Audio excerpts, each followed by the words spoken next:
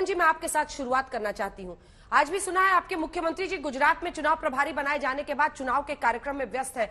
ED की पूछताछ हो सोनिया गांधी राहुल गांधी के खिलाफ तो यहां दिल्ली में मोर्चा संभाल लेते हैं, लेकिन आज उनके पास वक्त नहीं है उस परिवार के पास जाने का। क्या है इसकी वजह? देखिए अंजना जी, मैंने आपकी पूरी रिपोर्ट देखी और जिस प्रकार की जो घटना हुई है, मुझे नहीं लगता कि उसका कोई एक्सक्यूज होना चाहिए। और पूरे देश में कहीं पे भी हो, वो कांग्रेस की सरकार हो, बीजेपी की सरकार हो, कोई भी सरकार हो, इस प्रकार की घटना बिल्कुल नहीं होनी चाहिए। अंजना जी, पूरी रिपोर्ट मैंने आपकी देखी और मैं जो आपने सवाल पूछे, मैंने कहा कि उसका कोई एक्सप्लेनेशन नहीं है, पर उसी समय पे मैं आपके सामने एनसीआरबी के आंकड़ों के साथ ये बात रखना चाहूंगा कि पूरे देश में जो घटना हो रही है उसमें उत्तर प्रदेश 25% घटनाओं के साथ में टॉप कर रहा है। मैं आपको एक घटना याद दिलाऊं, वहां पे हाथरस कांड हुआ था। वहां पे जो बेटी की हत्या हुई, उसकी लाश तक उसके परिवार को नहीं दी गई। जिस प्रकार से पुलिस ने उसको सपोर्ट किया, आज 2 साल के बाद भी कोई भी ना मुख्यमंत्री मिलने गए, ना कोई मंत्री मिलने गए। और आप मिलने तो जाने दीजिए, छोड़ दीजिए उस बात को, उनका जो अधिकार था अंतिम संस्कार का उसको भी छीन लिया गया।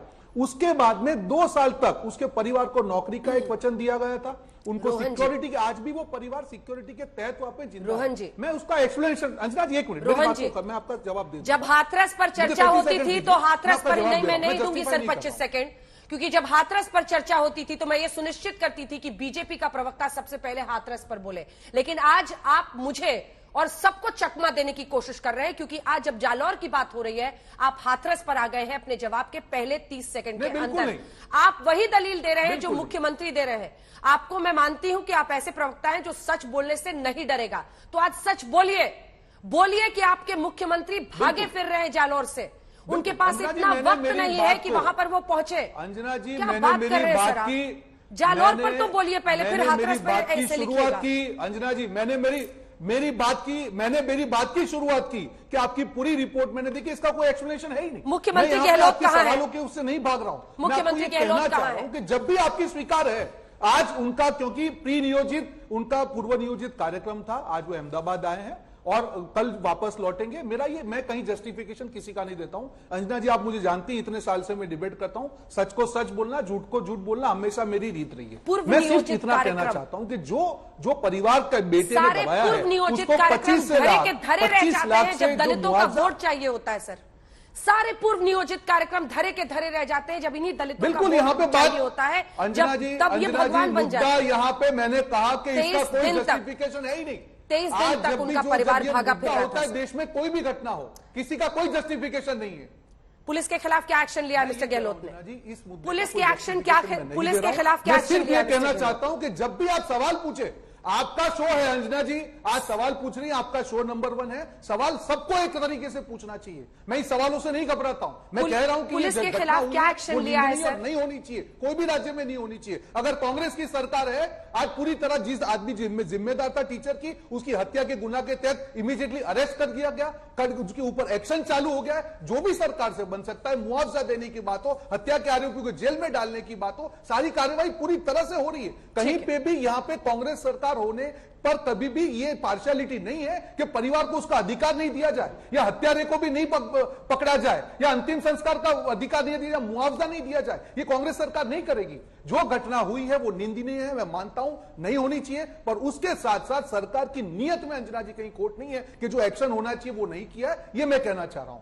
ठीक है, राज्यवर्धन सिंह राठौर साहब वो कह रहे हैं कि हमने जो एक्शन लेना है वो लिया है, अरेस्ट भी कर लिया है, इसका राजनीतिकरण नहीं करे बीजेपी।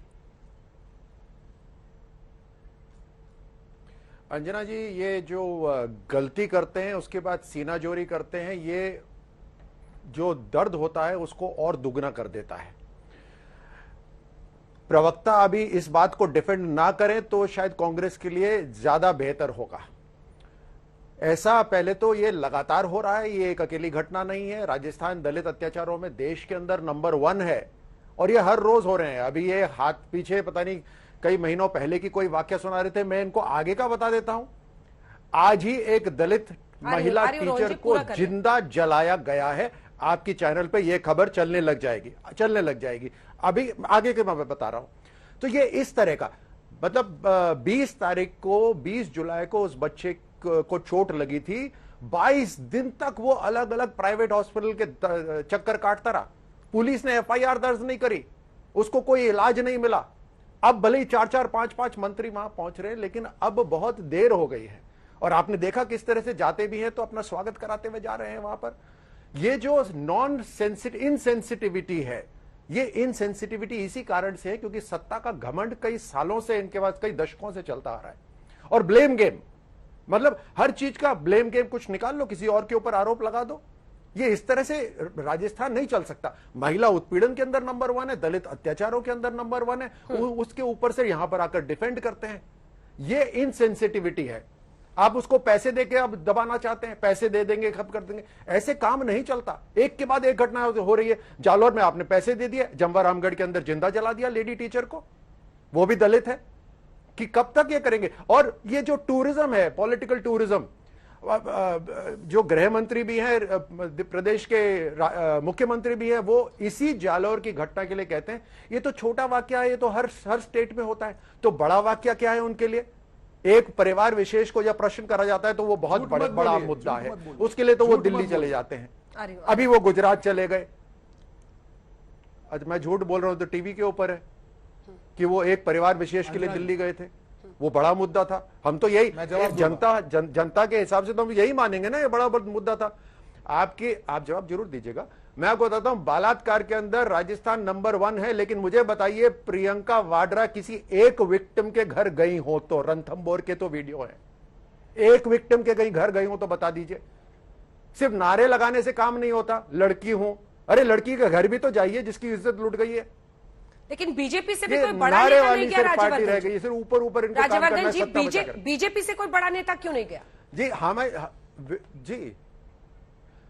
जी हमारे जो विधायक हैं वहां पर वो पूरी इंक्वायरी, वो खुद उसके अंदर सक्षम है, उनका क्षेत्र है, उन्होंने पूरी इंक्वायरी करी। उन्होंने कहा है मेरे को पूरी इंक्वायरी करनी दीजिए। और अभी भी पुलिस इंक्वायरी ही कर रही है, पुलिस इंक्वायरी कर रही है, एजुकेशन डिपार्टमेंट इंक्वायरी कर रहा है, प्रशासनिक इंक्वायरी अलग हो रही है। उस इंक्वायरी की रिपोर्ट भी सारी आने दीजिए। तो ऐसा नहीं है वहां पर जब जाना और पैसे बांटना, उससे काम नहीं चलेगा।